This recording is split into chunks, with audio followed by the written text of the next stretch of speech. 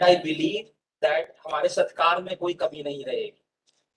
These lines, I welcome the chief guest of the day, Professor Dr. Ranveer Singh sir. Sir के लिए एक कहावत है जिसे मेंटर मेंटी हम बोलते हैं, mentor mentee. But sir is mentor of mentors. There are many vice chancellors who are now currently posted as vice chancellor in many national universities who treat sir as his mentor. So sir needs no introduction. Sir was vice chancellor Nalsar Hyderabad. Then sir was vice chancellor HNLU Delhi. Now sir is pro chancellor IILM University. I request Professor Dr. Anita ma'am to please facilitate Professor Dr. Ranveer Singh sir by presenting a book.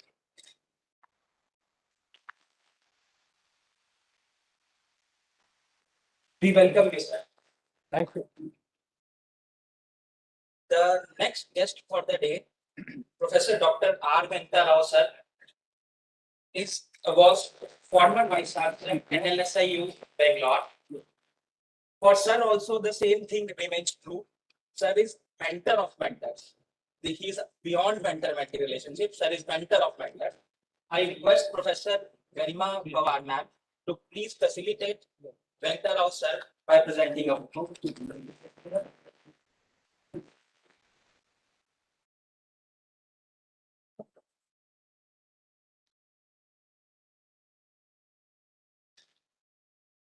We welcome you, sir. The third guest for the day is none other but our own Honorable Vice Chancellor, sir, Professor Dr. V.C. Vivekanandan, sir.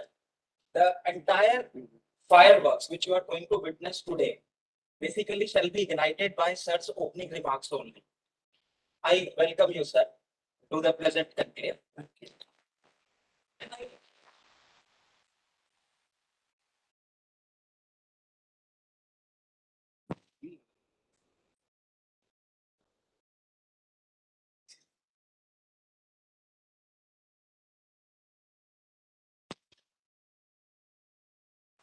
We welcome you, sir.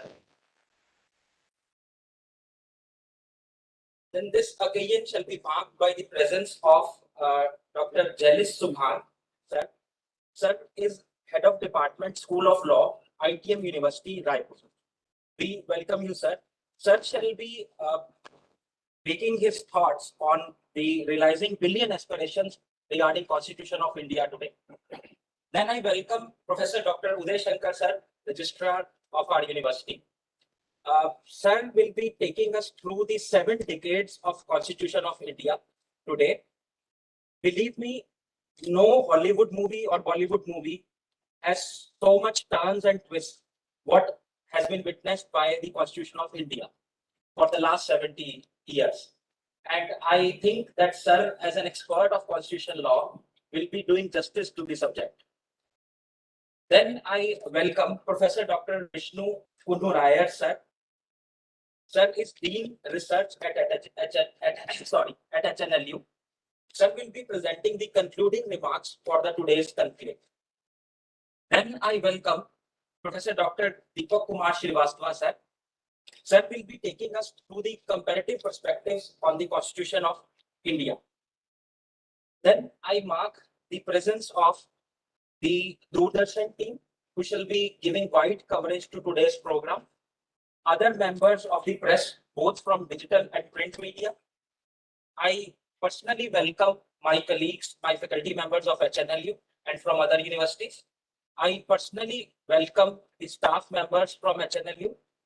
I am delighted to mark the presence of the students from HNLU, from ITM University and Kalinga University. I am heartfelt by the presence of all the members who are going to witness today's conclave on Constitution Day. Now I would like to call upon Professor Dr. Avinash Samal, Dean Social Sciences, to take over as the anchor of today's program. Please, sir.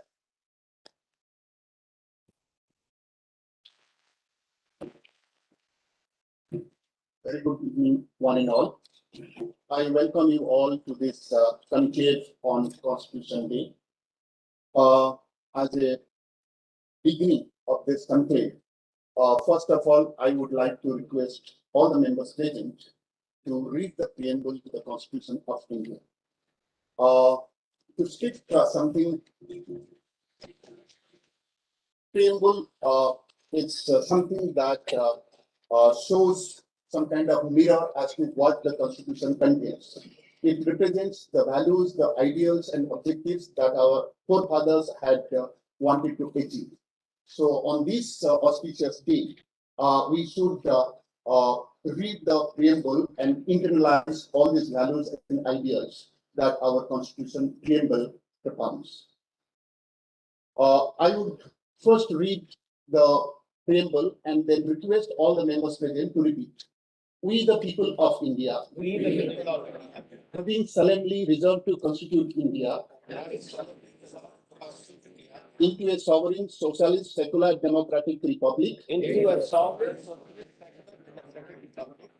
to secure to all its citizens justice, social, economic, and political, liberty of thought, expression, belief, faith, and worship, equality of status and of opportunity, and to promote among them all fraternity, assuring the dignity of the individual and the unity and integrity of the nation,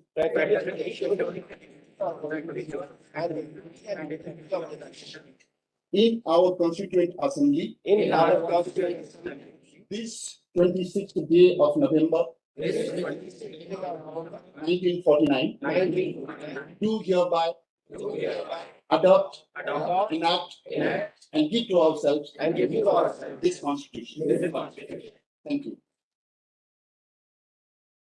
Having read the preamble to the Constitution of India, now I would like to request our Honorable Vice Chancellor to deliver the opening remarks of this conclave. Just to speak few words about our Vice Chancellor, who has been steering this fate of this university for over the last 3 years and has actually given a facelift to the organization in every possible front, whether it's soft infrastructure, hard infrastructure, anything that you want to say, he has done it within the last 3 years.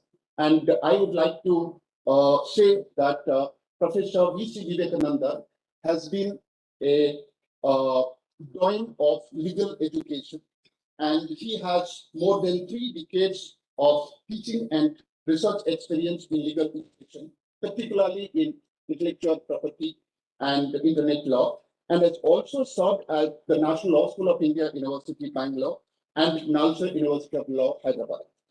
And after that, he had also served as the Dean of Rajiv Gandhi School of Intellectual Property Law at IIT Kharagpur.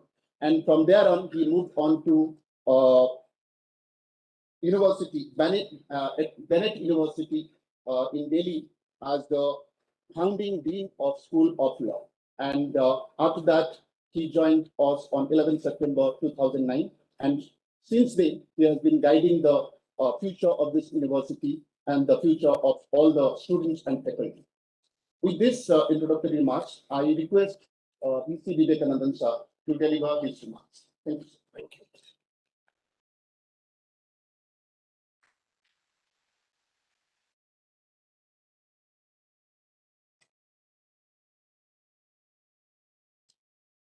Today's chief guest, Honorable Pro-Chancellor of IILM University, Professor Ranbir Singh, my mentor and guide.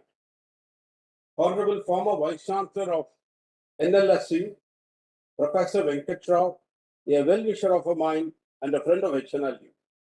Special invitee today, Professor Jalesh Subhan, Dean of School of Law of ITM. Respected Registrar, Professor Uday Shankar, Deans of HNLU, beloved colleagues and staff of HNLU, students of HNLU, students from Kalinga and ITM, press representatives, especially of Doordarshan. It is a great pleasure, pride, and responsibility to stand before all of you to give some opening remarks. Before I do dwell on the importance of this day, to us, it also marks a kind of fraternity which we are trying to establish with the other law institutes in the state. In fact, we have got a major program which will be unveiled shortly. It is called the CG Learn, Chhattisgarh Learn, which is Legal Education Research Network, which will be formally done in a couple of months. And as a prelude, we are quite happy. Two of the law schools, which are very nearby to us geographically, has joined and come. And we do thank the deans for this, what you call as camaraderie, to be part of this program. And so as we progress, that we will be networking with all the law institutes in and around Raipur as well as in the state, so that it's a good level of sharing good practices and also sharing tools and resources apart from our individual excellence, which we are trying through the institute. So that way, this marks an interesting and important day to me. Coming back to the subject of the day, 73 years before this same day, in 1949, witnessed the adoption of the Indian Constitution by the Constituent Assembly. It was 30 years later, the Supreme Court Bar Association declared this day as a National Law Day. So it is also Constitution Day we call, or as a National Law Day. This day is not just a calendar day which comes every year, but one should be remembered for laying down the path and the roadmap of a modern nation state, which is a home for 1/7 of the world population. A population not just by census, but marked by a kaleidoscopic diversity of faiths, languages, cultural moorings, and again, a subtext of all these diversities within the diversity marks India. Thus, 73 years of age of adoption of a constitution and serving as a beacon of hope, not just to our citizens, it is also a beacon of hope for many other nation states, which was formed later and is even in the making in the coming days. So, in essence, it is not just a day of celebration, or it is not celebratory alone, but it is also should be a day reckoned as contributory to the values of Constitution. That brings us two parts to the story. One is the Constitution as a framework, like your body. All of us have a framework, the body, which is very, very important, and which is, we call it as, in one sense, if you're a believer, you say God has given this body.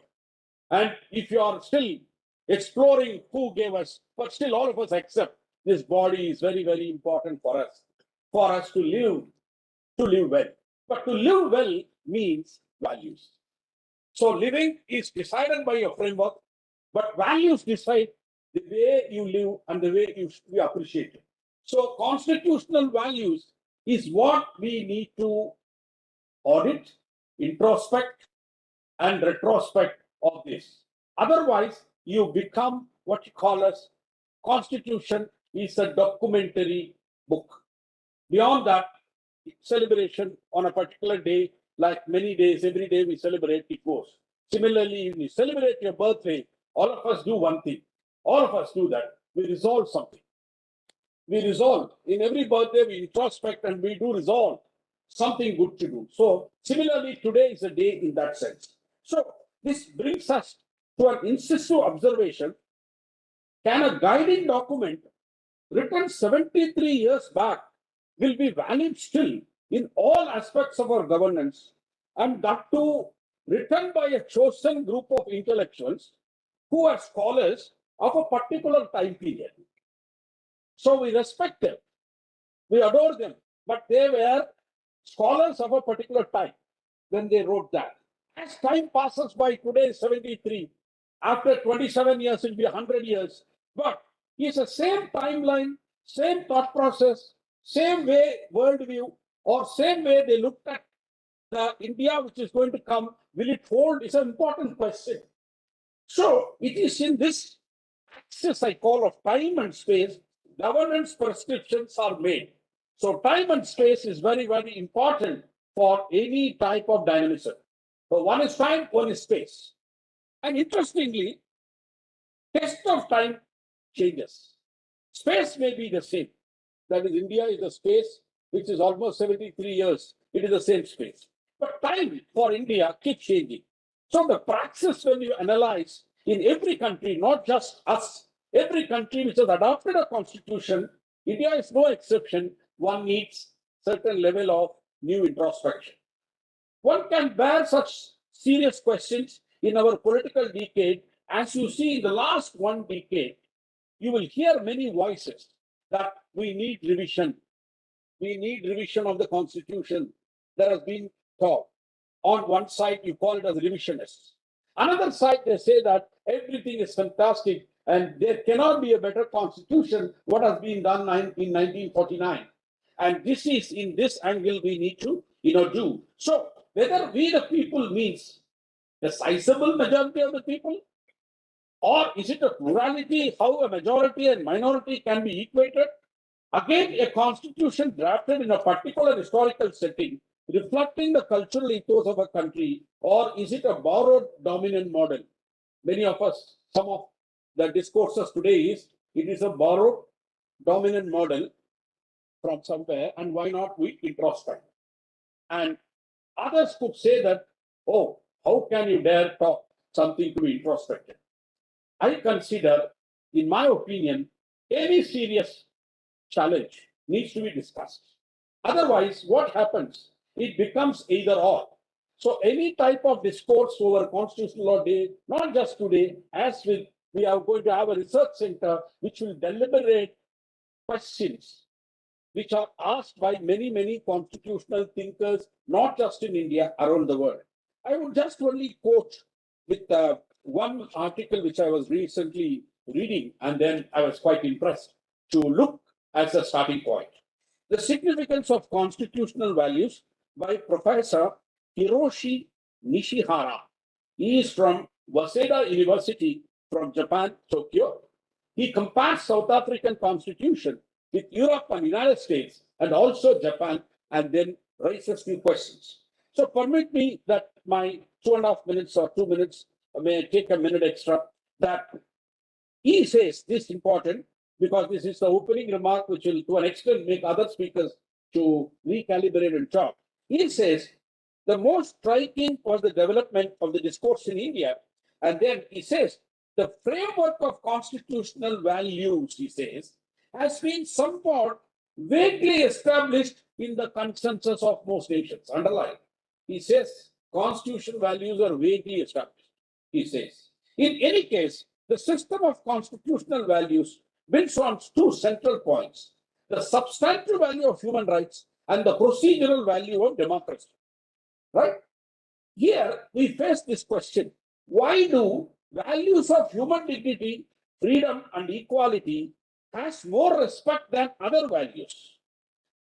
Is it by nature human rights and freedom is a better value than religious, ethical, and cultural values? It's very interesting. Ishara's article was long back written. When I read that, I see the echoes what people talk is religion and ethics and cultural values are more important than a kind of a abstract human dignity and freedom, what is being done. Now, the history of constitutional values in 20th century has been a history of challenges. Challenges from a totalitarian point of view, those based on religious motivations, have characterized the debates of fundamental rights.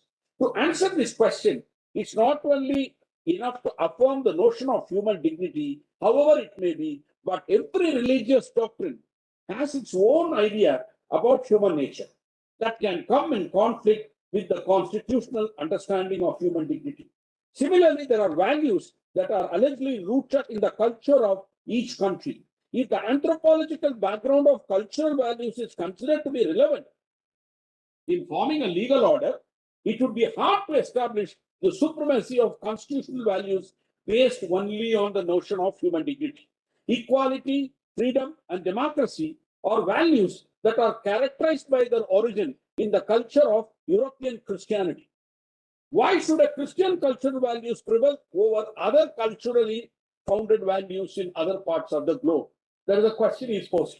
So it's a very interesting, sharp thing. What he talks about two different things, or how this audit is happening all over the world by constitutional historians and constitutional watchers. So if I try to cut short few of my topics because of the time constraint, I would put it my way in this sense that I leave it to the other speakers to speak, but I would say there are two types of values we can see.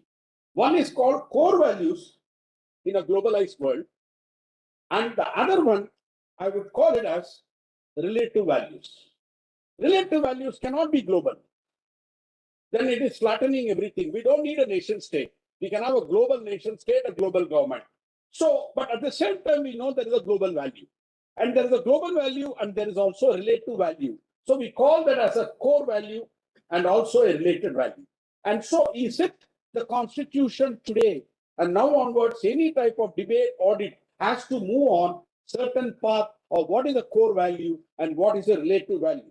I would put it the core values in at least three broad discourse. First discourse is human dignity, which is ensuring rule of law, transcending any type of historical moorings of any society in the past. So it is coming to a value point called human dignity. Second discourse is throughout the world in open society is multiculturalism. To be a part of the DNA of all constitutions of nation states, which will provide space within a space for variation in terms of faith, language, and race. And the third value is democratic governance, which is not merely procedural adherence to elections, but going beyond how do we put the democratic spirit. If these three things should be the core value, the remaining can be relative values, which need not be a dominant model of somebody, which can be discussed. And to me, I would say, today you all read the preamble. You please go back to the preamble. My satisfaction, happiness, and pride is that all the three which historians tell all over is reflected in our preamble in a very, very clear way. So, if at all, other constitutions may need much revisionism. Ours doesn't need revisionism, in my opinion, in terms of our preamble, in terms of our fundamental rights, in terms of our other aspects. But at the same time, there may be questions which says that this is not cast in stone. There can be a lot of other areas where you need a dialogue and discourse. So I would say that the old adage, they say, think global and act local. And it is in this interconnected world where the core values and particular values, in my opinion, can travel in a parallel path with a minimum collusion so that there is peace and progress in the country. Right? Thank you very much.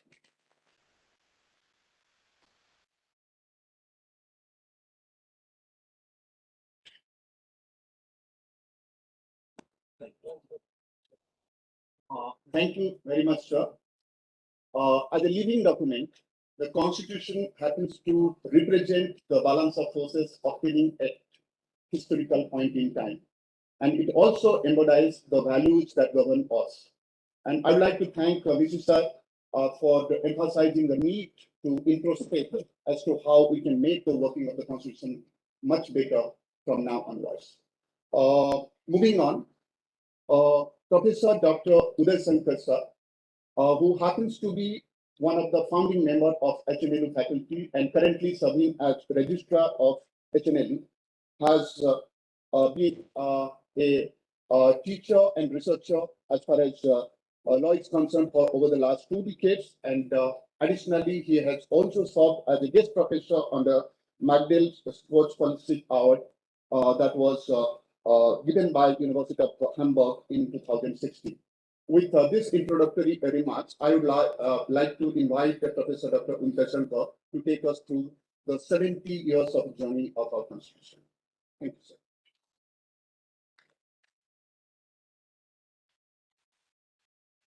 Thank you, Professor Samal. Good afternoon to all of you. Honorable Vice Chancellor, Professor V.C. Vivekanandan, Honorable Pro Chancellor, Professor Ranveer Singh, ILM University, former Vice Chancellor, HNLU Delhi, Nalsar, Hyderabad, Professor N.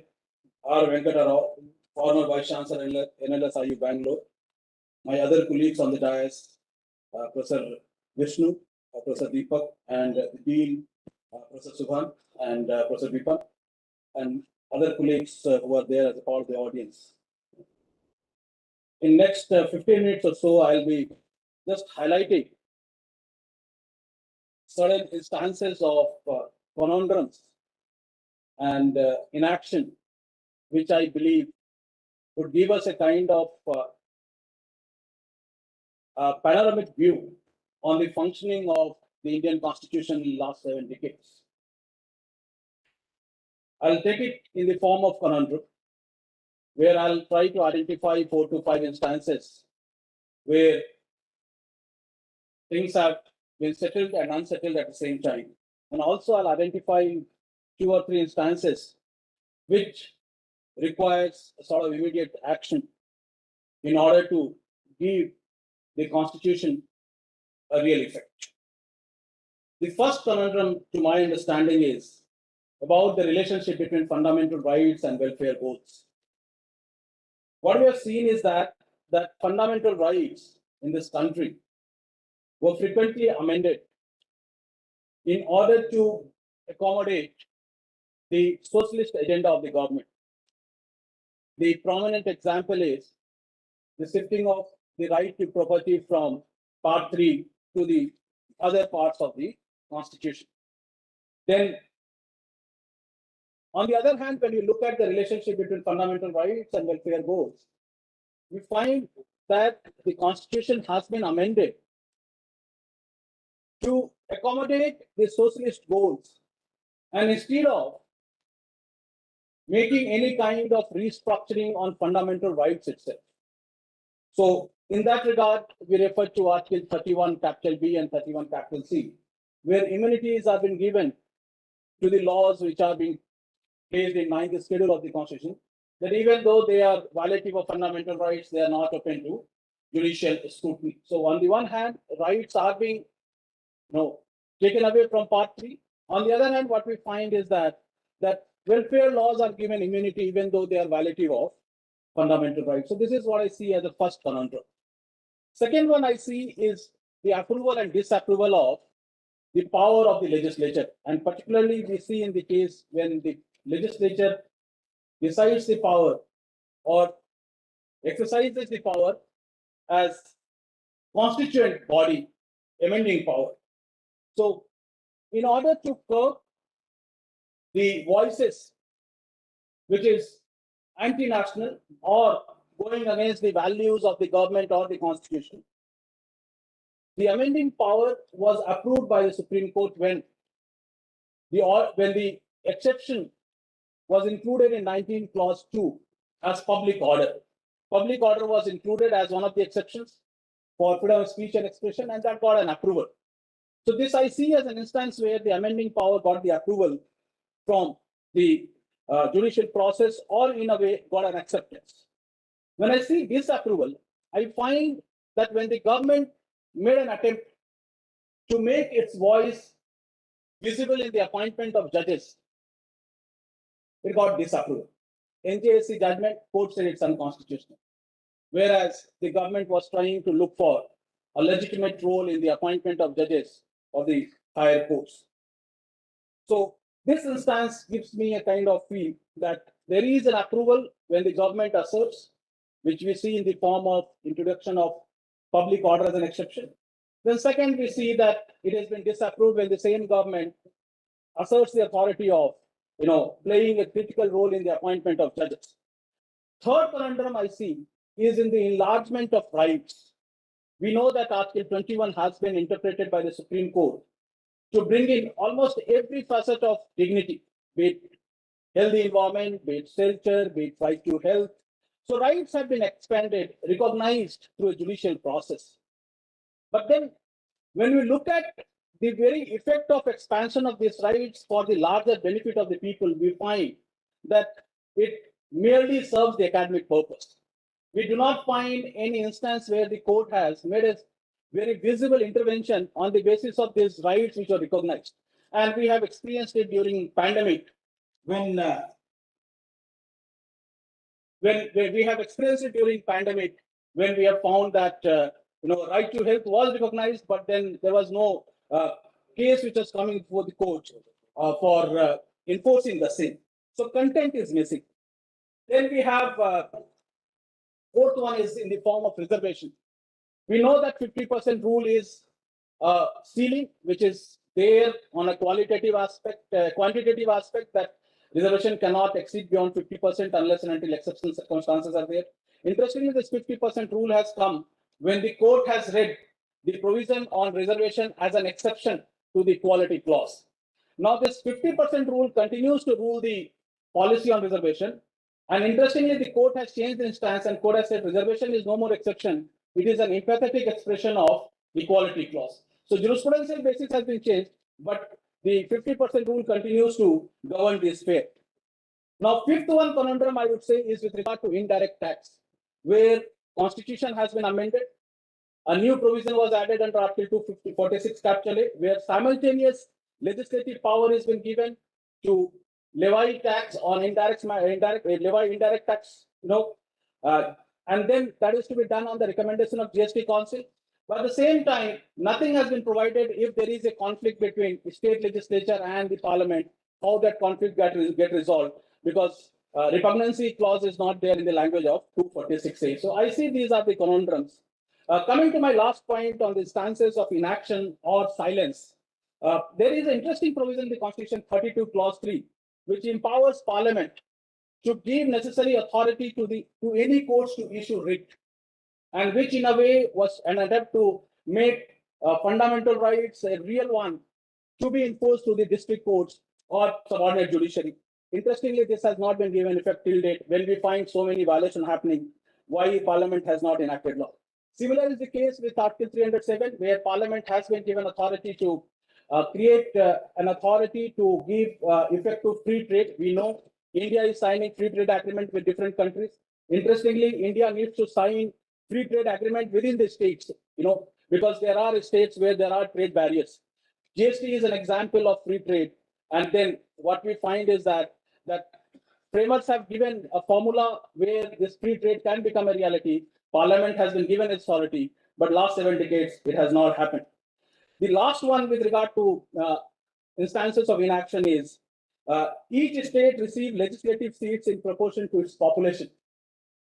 Interestingly, there has been no revisiting of the numbers of seats in Legislative Assembly. The last one was done under 1971 census, and it has been postponed now to 2031 census. So interestingly, the representation is not as per the constitutional scheme. And to conclude, if I have to make an observation that what one change I would like to see in the constitution in next decade or so, I would say the constitutional regulation of political parties, which would make the political parties more accountable. Having said so, I must say that Constitution has been fulfilling aspirations of the people, and possibly the only Constitution which has been thriving and striving for last 7 decades. When you look around neighboring countries, you would not find that any Constitution has survived so long, and also emerging very strong and is strengthening day by day. Thank you very much.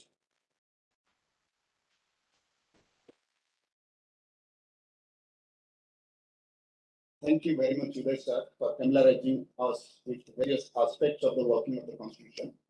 Now I invite Dr. Deepak Kumar Srivastava, my colleague from 2009. He is currently working as Associate Professor of Law, and he will be making some kind of random reflections on our Constitution from a comparative perspective. Thank you.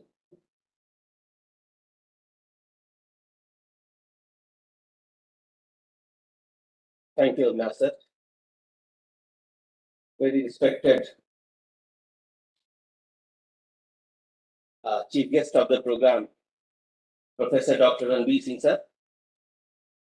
Guest of honor of the program, Dr. Rao sir. Our own Vice Chancellor, Professor Dr. V.C. Vivekananda sir. Head School of Law, HNLU University. Respected Registrar, Professor Dr. Uday Shankar sir. Respected Deans, Dr. Avinash Samant, my fellow faculty members, students of ITM University, Kalinga University, and dear students of HNLU. The topic which has been given to me is Indian Constitution Reflection from Comparative Perspective. The very first question comes, why Constitution matters? And what is the importance of the Constitution where we are talking about? As we know, Constitution ensures that the government represents and is responsible to ordinary citizens. A good Constitution protects the people and holds the government accountable. According to Lord Rice, the constitution of a state or a nation consists of laws or rules that determines the form of its government and the respective rights and duties it towards the citizen and citizens towards the government. People of the country, the organs of the government, legislature, executive, and judiciary, all bound by the constitution, which is the paramount law of the land, and nobody is above and beyond the constitution. In this light, what has happened, because we know our constitution is the longest constitution and of any independent country in the world. The Indian constitution has reflections of constitution of many countries, and in this regard, Dr. Ambedkar, when he was justifying, he said, rightly said, that Indian constitution was created after ransacking the known constitution across the world. And to justify the action of the Constituent Assembly, Dr. Ambedkar also said to the accusation that the draft constitution has reproduced a good part of the provisions of different constitution, basically Government of India Act 1935. And he said, I make no apologies. There is nothing to be ashamed of in borrowing. It involves no plagiarism. Nobody holds any patent right in the fundamental ideas of the Constitution. We know we have borrowed many provisions of the Constitution from the different countries, from the United States, from Germany, from Australia, from Canada, from Japan, from South Africa, USSR. But the good thing is, we have not borrowed in the sense what they have made for. We have borrowed according to the need of our society. Any provision of the Constitution, to the nature of Indian Constitution, to the trade, commerce, and intercourse, everywhere, whatever has been done, the Indian Constitution has been tailored in that way what the need of the people of the country was. And accordingly, Indian Constitution has been drafted. What the concern is here is that when I'm talking about the reflection, what VC sir started saying about it, we have to introspect. What introspection is, like when we are talking about the democratic form of the government, we know India, earlier what we were knowing about it is that democracy concept we have borrowed from the different country. But what introspection is, like sir, what is going on at present, we are talking about India as a mother of democracy. And we are tracing the origin of the democracy from the 4th century and from the period of Lichvi and period of Kalinga. So what the concern is, we are trying to introspect where from all these, the words which have been used as preamble, which have been used in the Constitution is from. It is not only the provisions which have been taken from the other Constitution, but we have taken all these things from, and from India itself, and if we will introspect in your words, sir, definitely we will find many provisions of the Constitution has not been taken from other Constitution, but it was in country. Thank you so much. Thank you.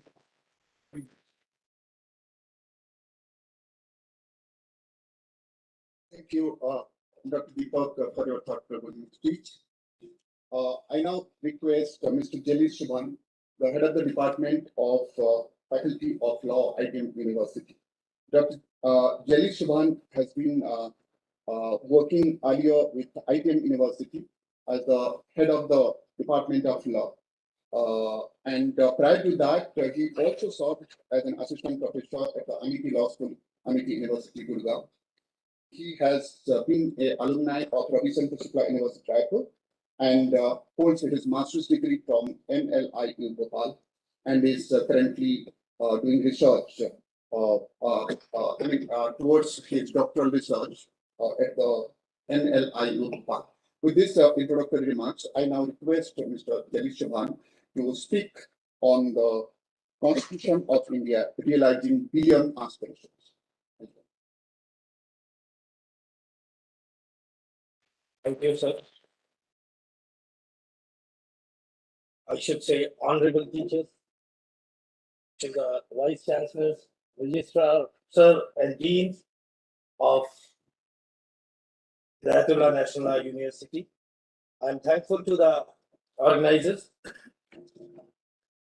And I also welcome the students from my own university, ITM University, Kalinga University, and obviously I am grateful to the students of Ayatollah National University. As a matter of fact, I am still a student to these teachers who are here. So as a student, I think that my area lies when I raise questions, because it is with me that I will be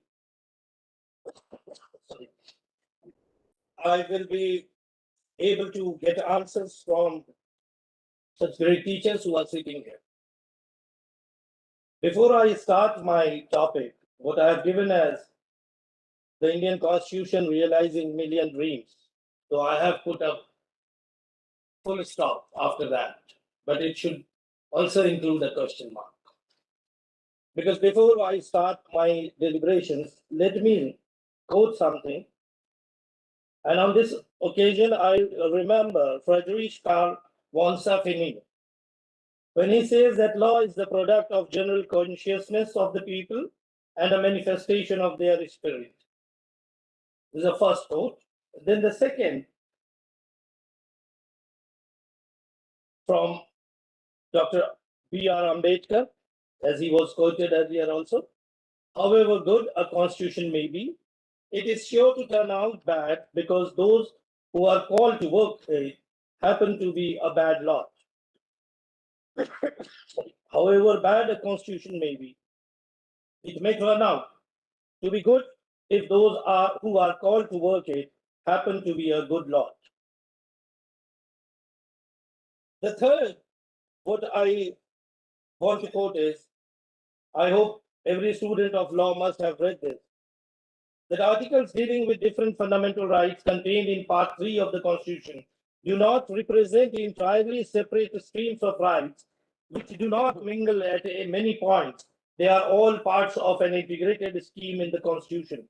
Their waters must mix to constitute that grand flow unimpeded and impartial justice, social, economic, and political freedom, not only of thought, expression, belief, faith, and worship, but also of association, movement, vocation, or occupation, as well as of acquisition and possession of reasonable property, or equality of status and of opportunity, which imply absence of unreasonable or unfair discrimination between individuals, groups, and classes, and of fraternity, assuring dignity of the individual and the unity of the nation, which our Constitution visualizes. Isolation of various aspects of human freedom for purpose of their protection is neither realistic nor beneficial, but would defeat every object of such protection. Having quoted these three sentences, these three terms or definitions, one from Safini, another coming from Dr. B.R. Ambedkar, this statement he made on his last speech in the Constituent Assembly on the 25th of November 1949. And the third is a part, inter alia, of a judgment, which every one of us often relate to, Maneka Gandhi versus Union of India. Now, when we start with this realization of million dreams or million aspirations, there are some stress points also, which I would forward to you and I would ask and seek answers to this. There are some stress points, strain points in our Constitution. I take only two of them. One is equality, that everyone is discussing when we say of our Constitution. Second is of dignity. Most importantly, we all know that we are one of the fastest growing economy in this world. That everyone agrees that we are one of the fastest growing economy. But what with the aspect of equality? It is very alarming that even after 70 years, 70 odd years, 73 years to be very precise, when the founding fathers of our nation created this document with a belief that they will be ensuring equality, very dangerously, the recent report says that India is one among those society which is highly unequal. And this inequality is also coming to us through dangerous figures. The top 10% of Indian population holds 77% of the total national wealth. So where we have lost the aspect what we try to have an equality, what kind of unequal society we are creating. This is a stress point on our constitution, which time and again repeatedly says of equality, promoting equality. So this is an aspect which we need to ponder upon, to think upon. So we are a fastest growing economy, but this is the real situation which we are having. And then there is another figure which again should bother us. That is still after 73 years of such a workable constitution, ordinary Indians are not able to access the health care they need. And this has in fact created 63 million people who were pushed into poverty because of health care costs. And that is almost two persons every second. So this is the first aspect which I want to find an answer to, that if such economic inequality rises, it gives the stress on our constitution. Secondly, we have been discussing about the fundamental rights and etc. etc. But what about DPSP? Having understood that it is not justiciable in any code, but it should be the basic line on which the philosophy of governance should be based on.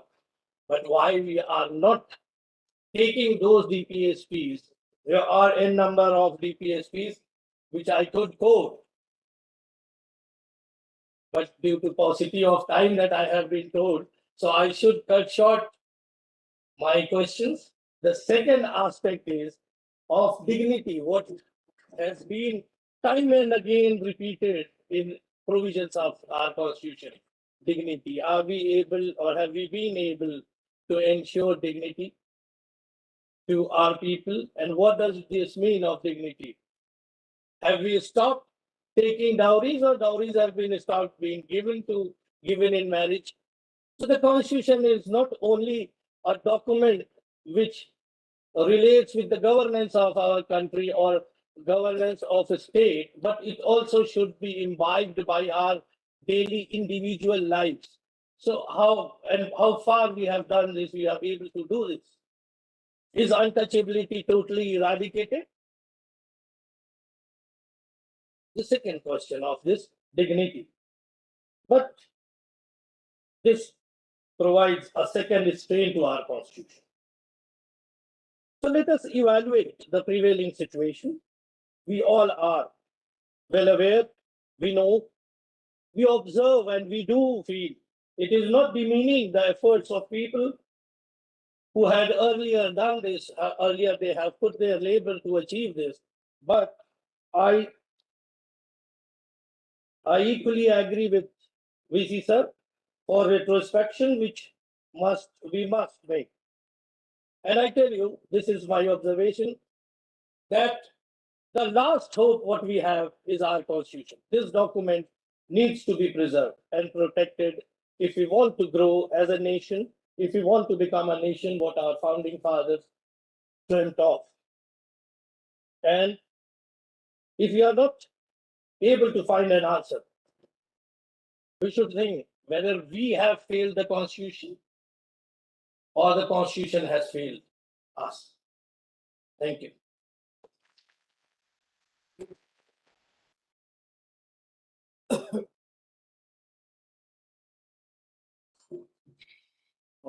Thank you very much, Mr. Delishma, for raising certain questions as to how or in what measure we have been successful in achieving the objectives that we had set for ourselves. Now, I would like to request Professor Venkat Rao, sir, for his speech on Indian Constitution and the interface with international. Professor R. Venkat Rao has been the Vice Chancellor of National Law School of India, University Bangalore, for 10 years, from 2019 to 9 to 2019. As an alumni of Utkal University, Bhubaneswar, Professor Venkat Rao has been awarded the Attorney General K. Parasharan Award in recognition of his outstanding scholarship in legal education by the Capital Foundation Society in Delhi in 2019. With 42 years of teaching and research experience, Professor Rao has been the recipient of Professor N.R. Madhav Menon Best Law Teacher Award for the year 2018 under the aegis of Society of Indian Law Firms and Menon Institute of Legal Advocacy and Training for outstanding services that he extended to the promotion of quality legal education. He also has the distinction of serving the statutory bodies of almost all the law schools in the country. Other than that, he has also been a member of Board of Governors of Indian Institute of Cooperative Affairs, New Delhi. He has also served as a member of Governing Council of Indian Law Institute, New Delhi, and member of Academic Committee, Indian Institute of Public Administration, New Delhi. He has also served as an independent director in the prestigious public sector undertakings like Bharat Electronics, Bangalore, Hindustan Aeronautics, Bangalore, Goa Shipyard Limited, Goa, and he has also been a member of different committees in the Bar Council of India and is associated with prestigious bodies like Union Public Service Commission, State Services Commission, UGC, and NAT, among a few. With this introductory remarks, I now request Professor Venkat Rao sir to deliver his speech on Indian Constitution and its interface with international law. Thank you.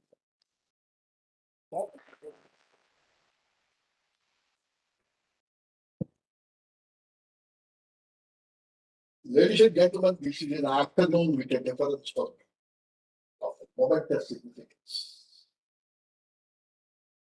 My grateful thanks to the Vice Chancellor of this university, Professor Vivekananda, for conferring on me the honor of being the guest of honor, this Constitution Conclave, and I behold it. Let me add, Professor Ranbir Singh, I would call him the Vice Chancellor of Vice Chancellors. 22 long years, without a little finger being raised against him. That is significant. But the custodian of the university, my distinguished colleagues, above all, the future folks of this wonderful nation, my lovely little angels, my focus will be on you. Because you are going to be the foot soldiers of the Constitution of India in future. You are going to be the eloquent spokespersons. As they say, Barack Obama said in one context, IT no more stands for information technology, but it stands for Indian talent and India tomorrow. And that's what you represent. And they pay up there. But I make few observations about the Constitution of India. Let me exceed my brief of India's interface with international law for just 2 minutes. Because of your reference to South African Constitution, number 1. And number 2, the wonderful gesture of initiating this afternoon's proceedings with the recitation of the preamble of the Constitution. Let me confess before you that one of the few things that I do after getting up from bed early in the morning is to have a look at the preamble of the Constitution daily. I read it. And ask for myself the question, to what extent I have been, both in the private life and public life, able to fulfill the preambular aspirations that have been so beautifully put. Remember, if you look at the preamble, the first part speaks about securing justice, liberty, and equality, and then there is a pause. And then it says promoting among them all fraternity. So the preamble should never be read in one long go. Remember, deliberately they kept a pause and they said promoting fraternity, eschewing the dignity of the individual. And therefore, Pranab Mukherjee, the former president of India, in one context said, whatever you do in life, the Constitution of India must be at the back of your mind, and the Constitution of India must be at the center of your heart. Youngsters, please remember that. That is the pledge that you are required to take today to commemorate the happening of a great event 73 years ago. Only one thing I would like to tell you, a number of countries became independent with us between 1947 and 1950. Number of constitutions were drafted, but most of them were thrown overboard. But this is the Constitution of India that has grown from strength to strength because of its resilience. To such an extent that an attempt was made to review the working of the Constitution by constituting national constitution, review the working of the Constitution of Justice Venkatachalaya. People raised hue and cry saying that this Constitution is our new Dharma Shastra. Don't you tinker with it. And when an assurance was given by the powers that be that this would be only an honest attempt to review because 5 decades have taken place. That it was done and a beautiful report came from Justice Venkatachalaya and his team. I advise the youngsters to go through the findings of the National Commission of Review the working of the Constitution, which also makes a reference to the accountability of political parties. There's a big chapter on that. Now, with this, I've been now faithful to my belief of India's interface with international law, of the Constitution's interface, by giving you just 4 examples. Professor Vivekananda was referring to South African Constitution. When South Africa got liberated from apartheid, and when Nelson Mandela was entrusted with the responsibility of shaping the destiny of a nation with nation, he went through all the constitutions of the world and he said the best constitution, the Constitution of India. And Professor Vivekananda remembers that Nelson Mandela has taken the help of people from Bangalore and National Hospital of India University in drafting the South African Constitution. A gentleman by name Havano, who submitted a report on backward classes months before Mandela. Professor Ravi Verma Kumar from Bangalore, the former Vice Chancellor of National Hospital of India University, and a select team went to South Africa to help Nelson Mandela draft the Constitution, where a very interesting observation was made. People say Indian Constitution has borrowed everything from everywhere. Fundamental rights from the US Constitution, dialectic principles for Ireland, that's how we teach in the classroom. Federal relations, perhaps from Australia and from but Mandela said the one distinct, unique feature about Indian Constitution, original feature is the Indian Constitution is the first constitution in the world to have made a mention about international law. Till then, no constitution in the world made a mention about international law.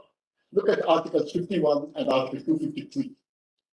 To talk of globalization, to talk of international law, to talk of world order or world disorder in 2022 is absolutely normal, because geographical boundaries are becoming a part of history.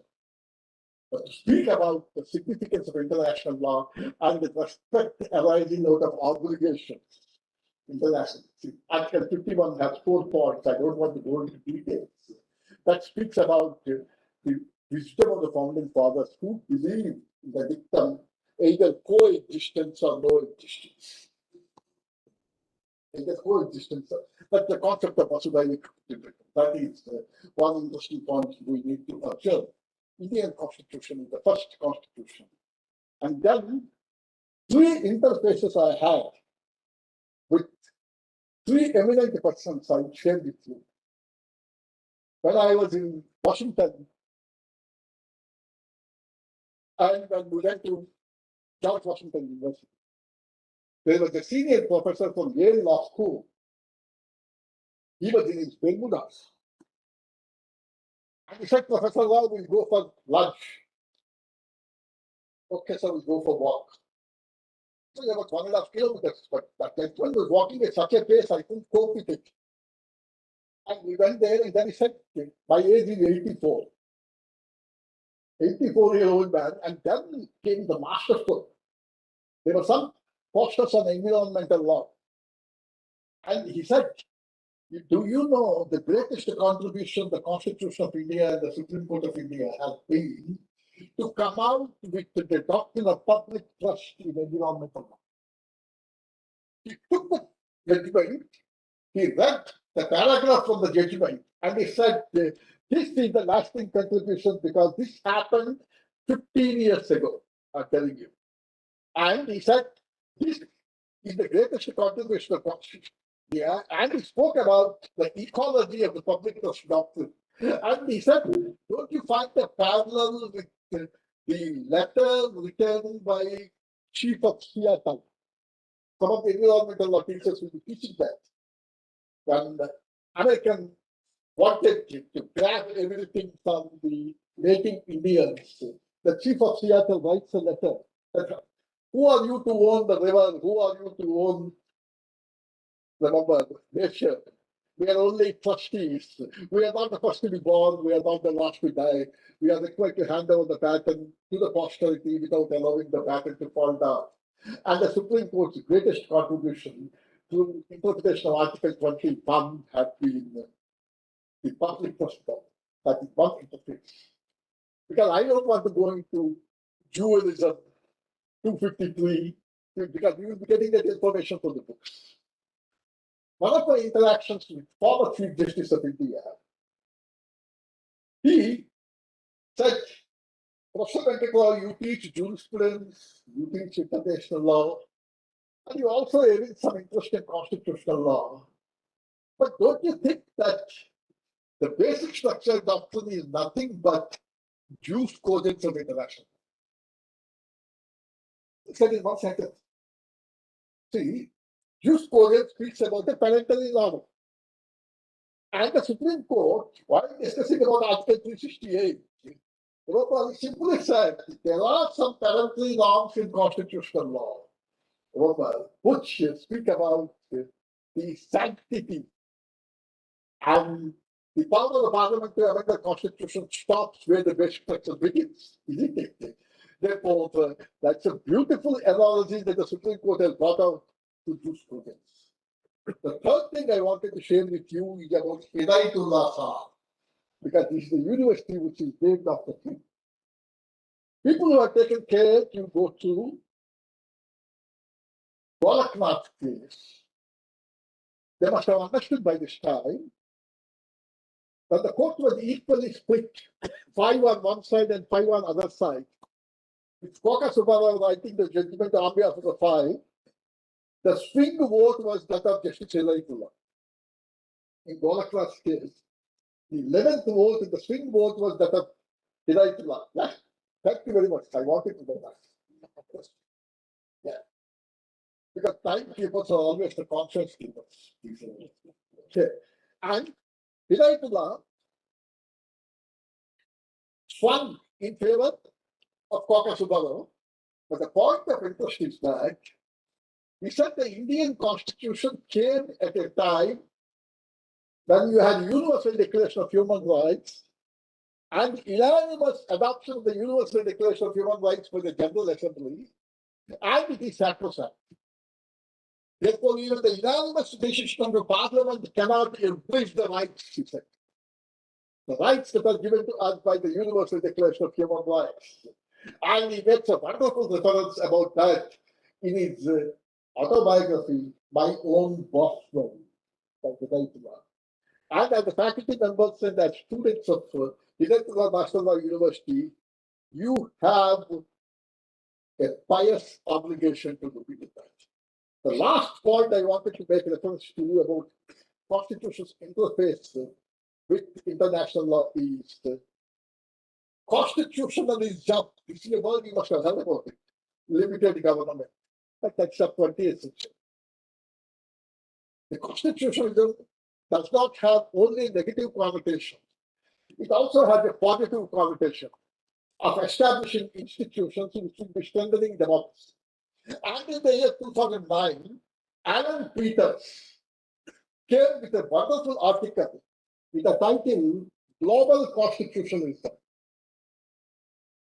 And in 2009, he simply repeated what the Constitution Founding Council said. He said in that the integration of constitutional principles into international law is what you mean by the third facet of global constitution. And our Supreme Court, our Constitution of India, right from 1970s, they have modified the absolute state sovereignty to humanized state sovereignty. That's another facet of constitution.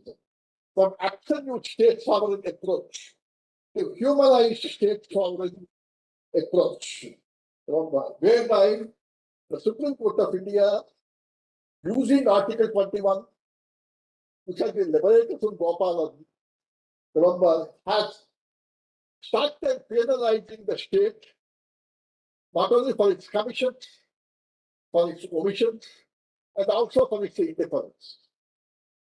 I'm not giving you the detailed cases like Nelamati Behama, Gurukul Shah, and other things.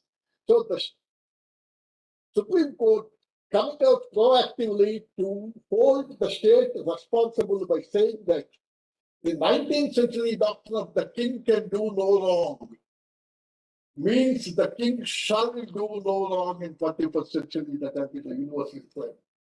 And therefore, for your commissions, for your omissions, for your indifference, you need to pay.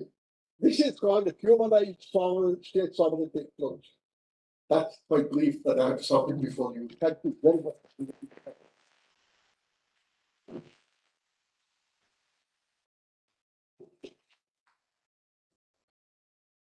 Thank you.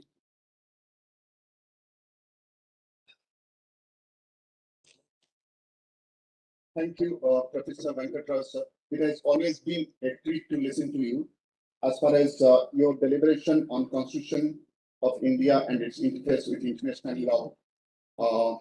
I think this would help the students of law and the faculty members as well to think as to how the Constitution of India has attempted to make some kind of balance as far as international and global issues are concerned, and how the Constitution of India has attempted to take care of them within our constitutional framework.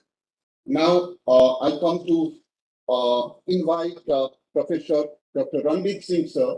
When I take the name, I feel it is an honor that we are having such a great legal luminary amidst us, who would be speaking to us on this conclave on Constitution Day.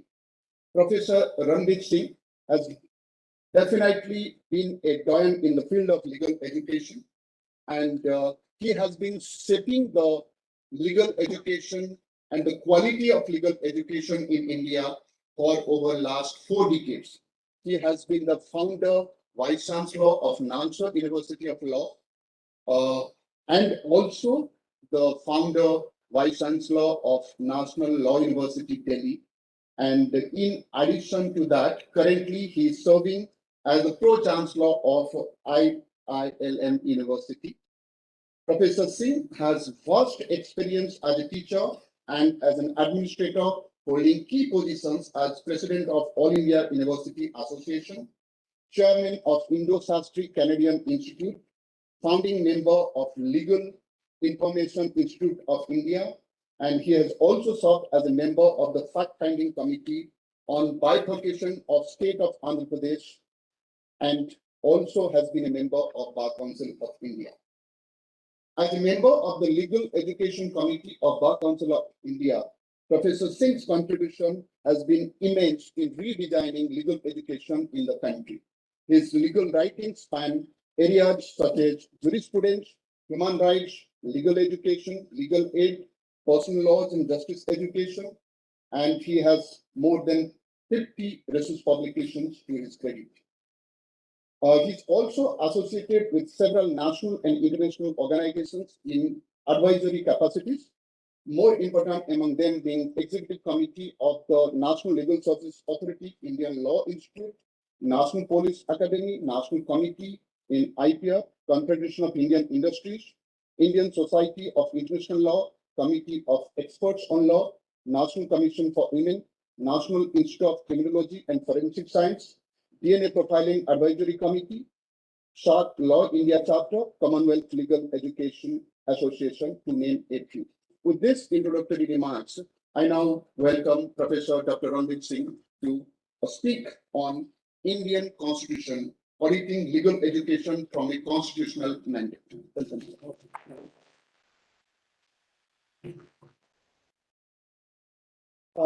Professor Vivekanand, my friend, the Vice Chancellor, learned speakers, deans, faculty, students, ladies and gentlemen. Thank you very much for inviting me here. While I was traveling, I was carrying a text of the Constitution, small text. And you just read the preamble. We the people of India. And I shifted to Article 1. And then it said, India, that is, what is that? Bharat. I thought, are we two Indias? India, that is Bharat. India, that is rich, wealthy, affluent, powerful. And there is Bharat, means we the people of India and we the other people. The have-nots, the disadvantaged, the Dalits, the destitute women, the children, and so on, plus. I started looking at this again. I said,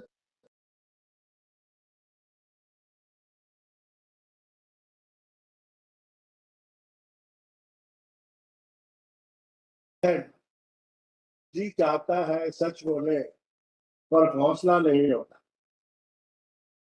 Right? I wish I speak the truth, but I dare not. And further said, घर सजाने की बात तो बहुत दूर की है, देखना ये है कि घर को बचाएं कैसे.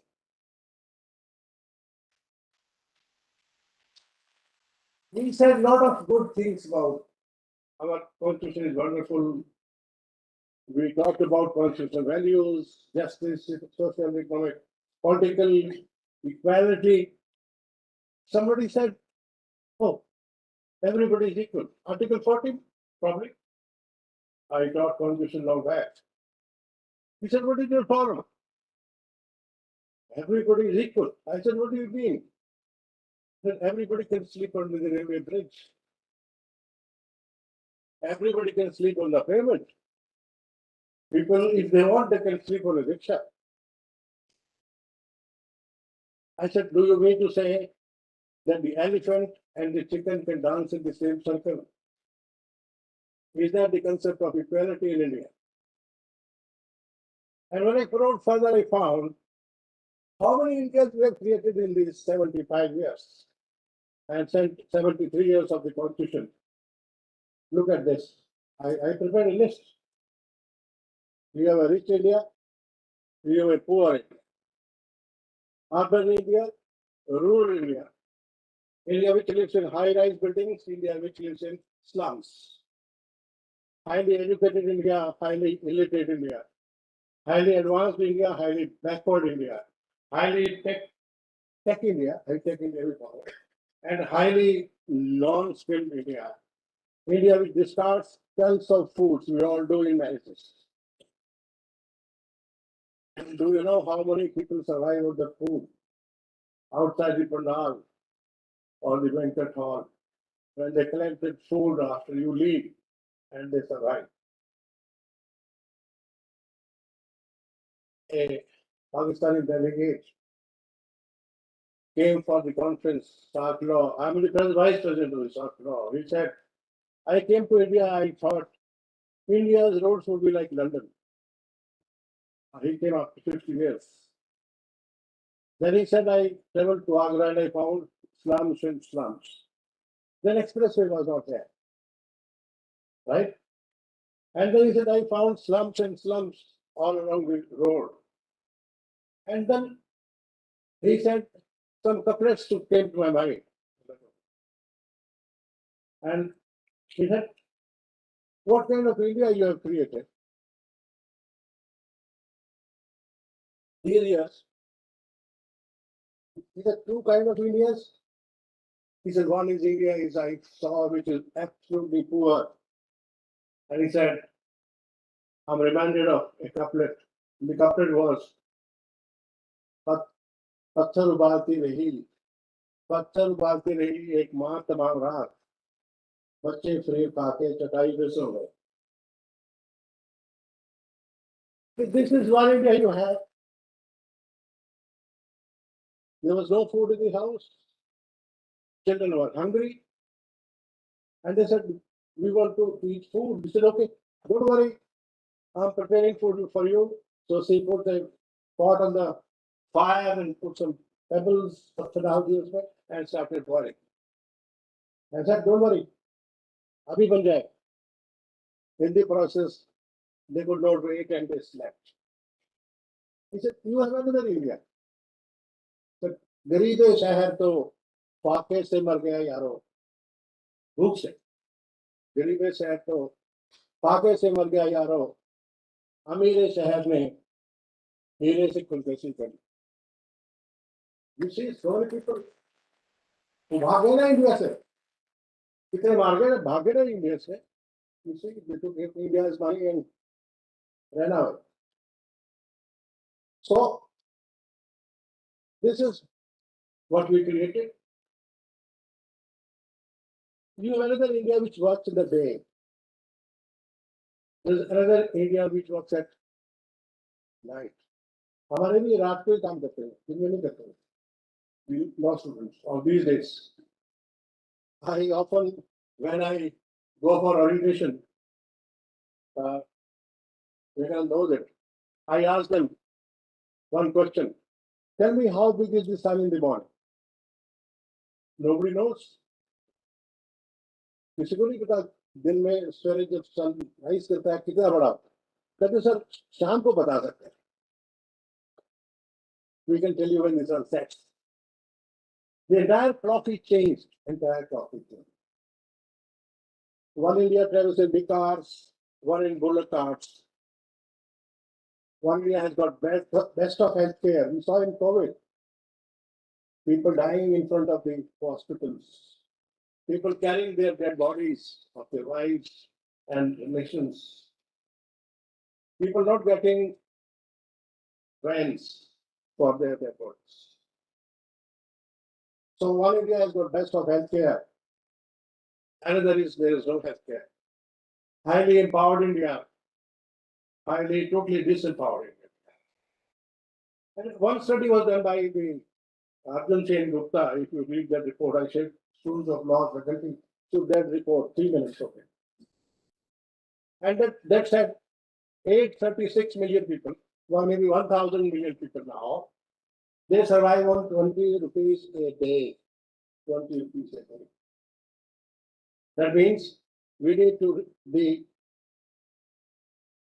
Constitution dictates to you, care for the care, help the unhelped, reach the unreached, and attend the unattended.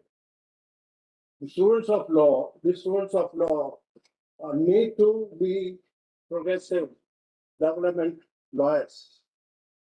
You have 70% tribal population. I don't know how many of you work for them at this law school, which is the mandate of the Constitution of India for you. At Nalsar, when I was some 15 years back, or maybe more, you remember Sunil? Sunil, he thought, he came to know that he was a reserve category student, came to know that the tribal land is being grabbed by people. So we started working on that project. Students stayed in the Naxalite area, and then we started approaching the court. and that became a national project after that. You are aware of 39A? All of you. Hundreds and hundreds and thousands of students are involved in the project, which was death penalty project earlier. Now that is your mandate under the Constitution in a law school.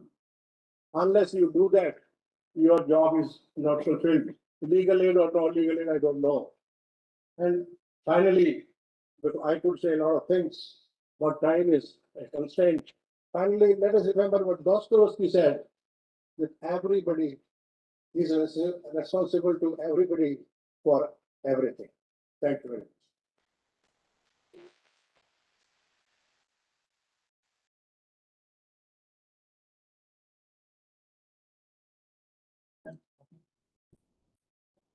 Thank you very much, sir, for your speech on Indian Constitution political legal education from a constitutional perspective. I now request the Dean of Research at HNLU, Professor Vishnu Conclave, to present the concluding remarks on this conclave on Constitution. Thank you.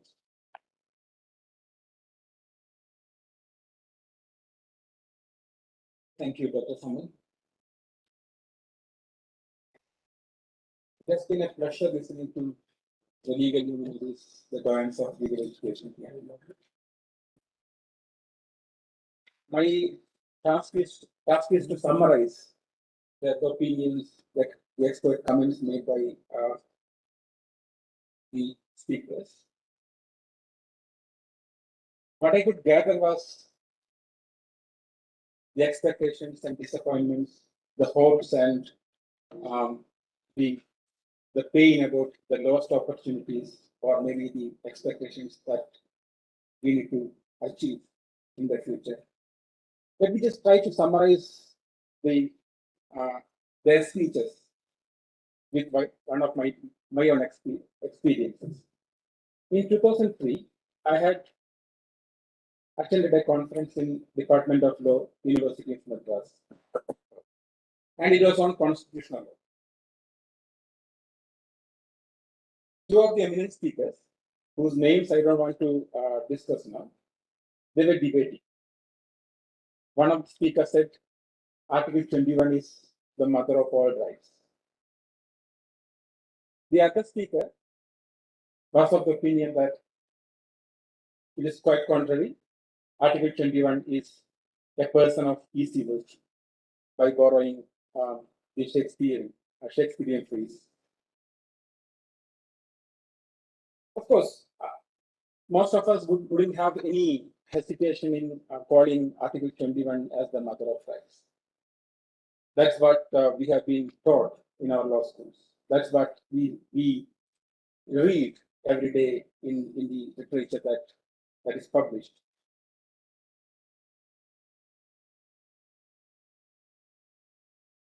Of course, Article 21 has been interpreted, right to life has been interpreted so widely, and it has come to the help of the downtrodden.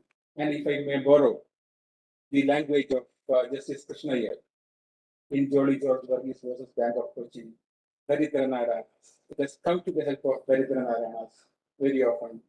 And we know many of such instances and judgments. And I guess it is our duty to remember all those people who have contributed in building India, in making the constitution that we read today. Now, if we try to analyze the constitution from the perspective of, I don't know whether I can borrow this idea, but as a person of easy virtue,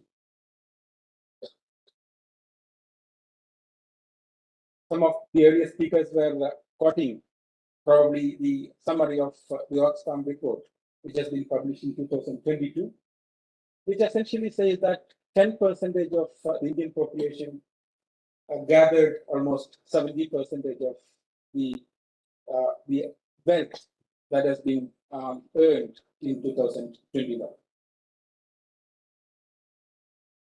There are more shocking reports as well. The Lancet report on public health and on public health, which has come out last year. It further says that India is one of the countries where people lose their lives, they die out of malnutrition and maybe out of hunger. And the third report effectively says that maybe we can question the method of the research adopted by the organization.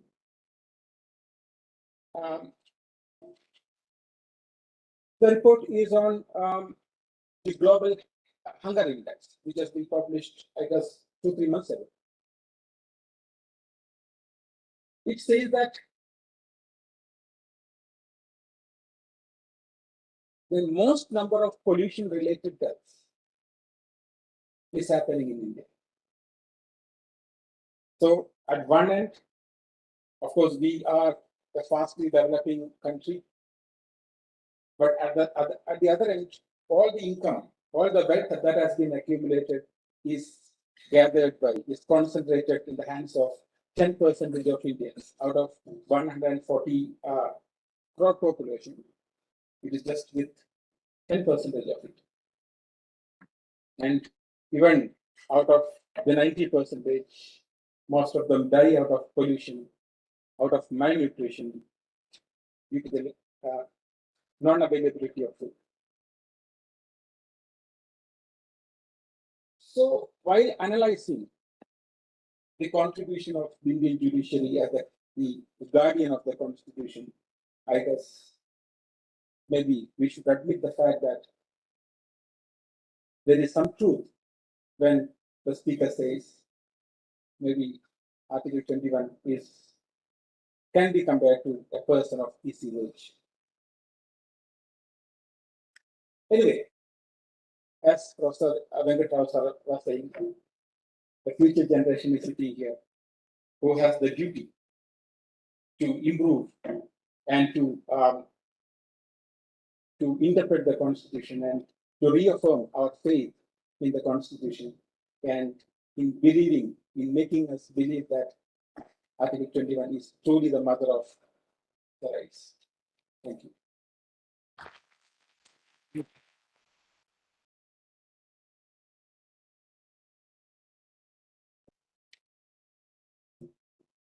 Thank you, Vishnu Shah, for putting the things in a perspective.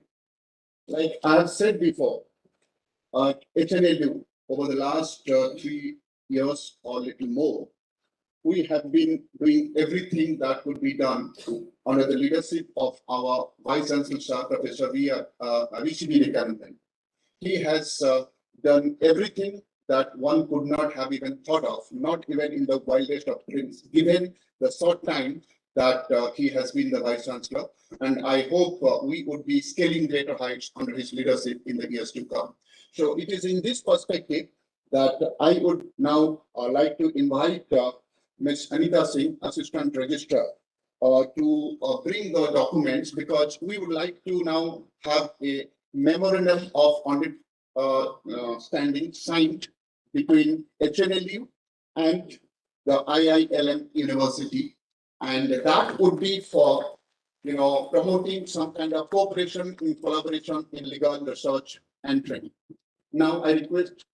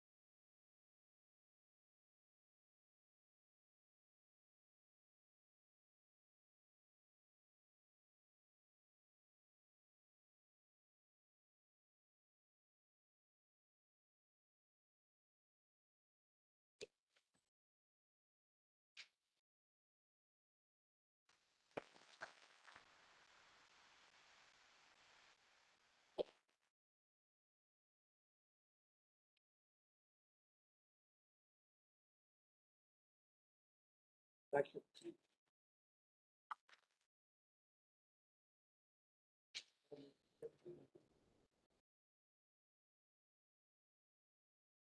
Thank you very much, sir.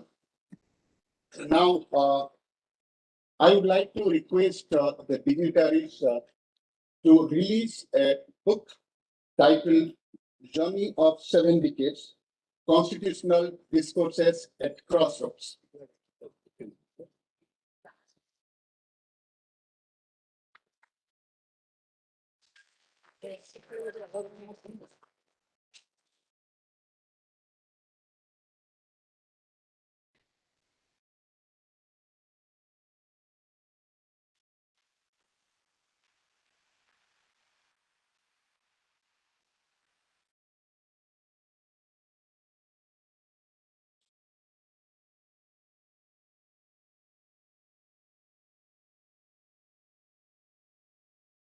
Thank you very much, sir.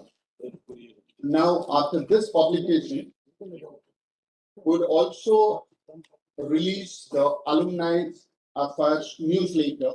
And for that, I would like to request the members of the Alumni Affairs Committee to come on stage and stand here.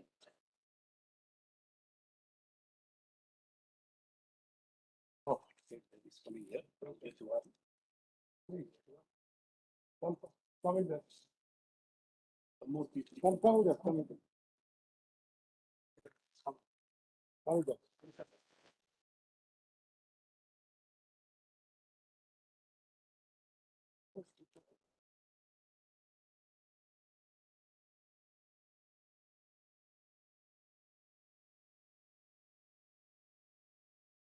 Let everybody come.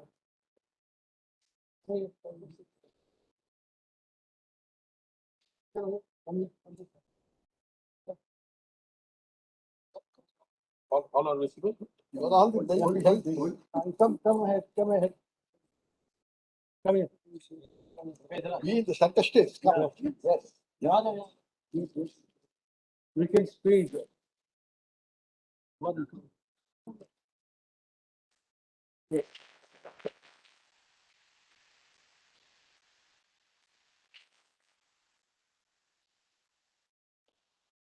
I think I will be correct. Good. Most of it.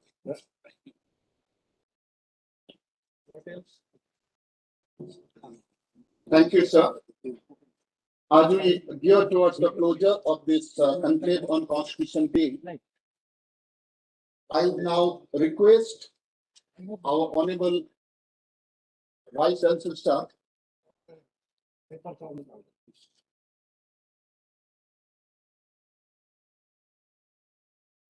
What is it? I now request our Honorable Vice Chancellor, sir, to present a memento to Professor Dr. Ranbir Singh, sir.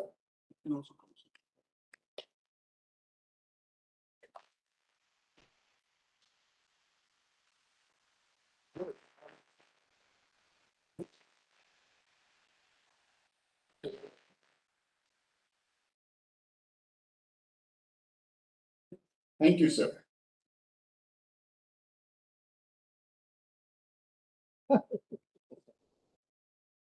I now request Professor Dr. Uday Shankar, our Registrar, sir, to present a memento to Venkat Rao, sir. That's the problem.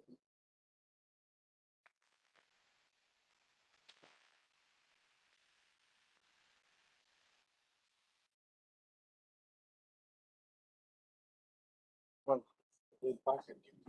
Thank you, sir. I now request Professor Vishnu Kanraya, sir, to present a memento to our Honorable Vice Chancellor, VC Vivekananda, sir.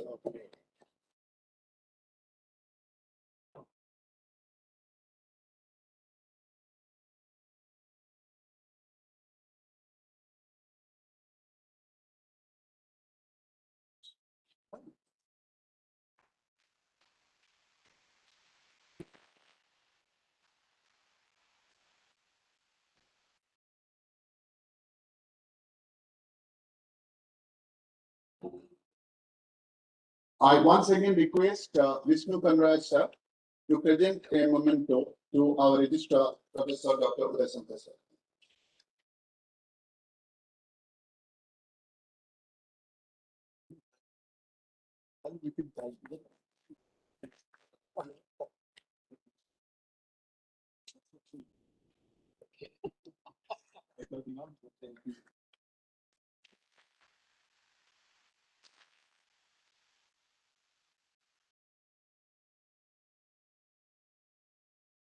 Now I request Dr. Deepak Kumar Srivastav, Dean UG Law, to present a memento to Mr. Jalish Chwan.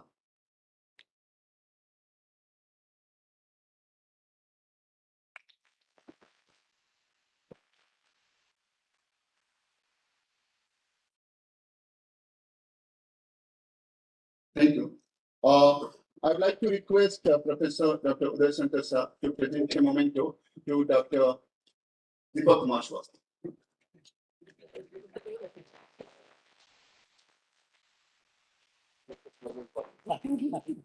Thank you. Thank you, sir. Now, I would like to request Dr. Deepak Kumar Srivastav to present a memento to Professor Vishnu Kanrai, sir.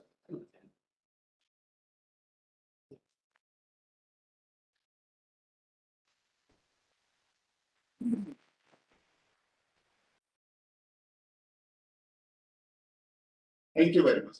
I would like to present a memento on my behalf to Professor Avinash Samal for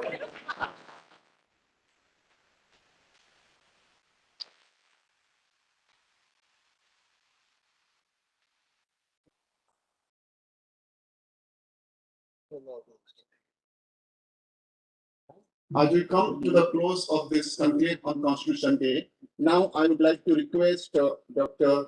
Deepak Das, sir, Associate Professor of Law, to offer the formal vote of thanks. So it has been a thought-provoking conclave on Constitution Day, and we all have witnessed.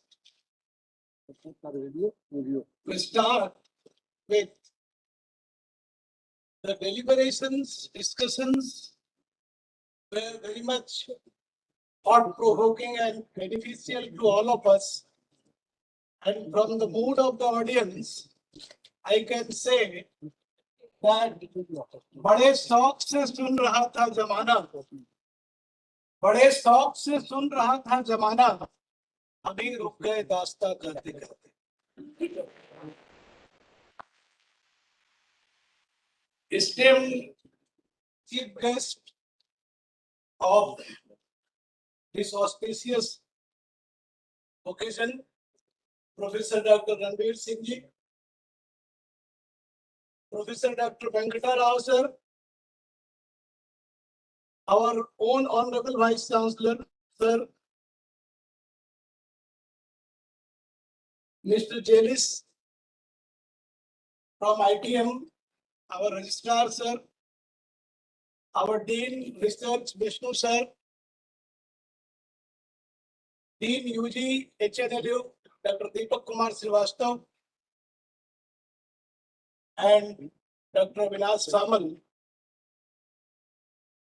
the faculty members of HNLU, staffs of HNLU, faculty members of ITM and Kalinga University, students of ITM and Kalinga University, print and electronic media, and other ladies and gentlemen present over here. Now, I would like to propose the formal vote of thanks on behalf of HNLU fraternity. First of all, I would like to express my gratitude and thankfulness to Professor Dr. Ranbir Singh ji, who is known as institutions maker and, Vice Chancellor of Vice Chancellors. It was rightly narrated by Venkat Rao sir. So, sir, I owe my indebtedness to you for sparing some valuable time and just being present with us on this auspicious occasion. Next, I would like to express my thankfulness to Professor R. Venkata Rao sir, who has nicely explained about Indian Constitution and its interface with international law. And he quoted one remarks that is full form of IT, and he just told that IT means India tomorrow. So naturally, it attracted the attention of the young audience who are present here. Next, I would like to express my thankfulness to the Dean or Head, Jelis Sunam of ITM University, who in spite of his busy schedule has accompanied with some students of his university, and he has nicely posed some questions in respect of equality and dignity. I would like to express my thankfulness to our Honorable Vice Chancellor, sir, who has been the guiding star behind all the programs which are being organized in the university since last 3 years. And he just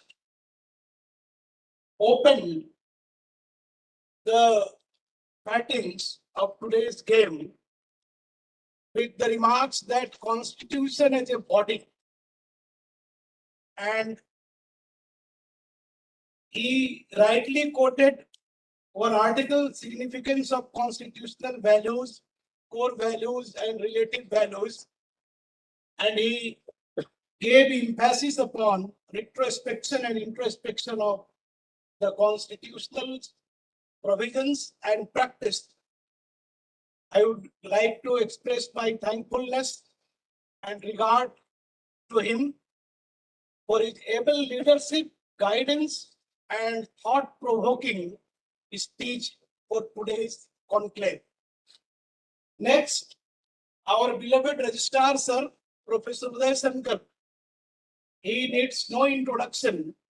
In the field of constitutional law, he is known as an expert, and he has nicely put emphasis upon 7 headings of constitutions, and he, 7 decades of the constitution was put in 7 headings. So he nicely explained and raised certain concerns about these headings. Then I would like to express my thankfulness to my colleague, Dr. Deepak Kumar Srivastava, who put very thought-provoking speech in Constitution, in comparative perspective. Next, I would like to express my thankfulness to Dean HNLU Research, Dean Research, Professor Vishnu sir, for his concluding remarks. And lastly, I would like to express my thankfulness to Dr. Avinash Samal for smoothly conducting the program. And I would also like to express my gratitude and thankfulness to our own faculty members, the faculty members of ITM and Kalinga University. Last but not the least, I would like to express my thanks to the students of both the institutions who have added a feather by their august presence in this conclave. Thank you very much. Thank you all.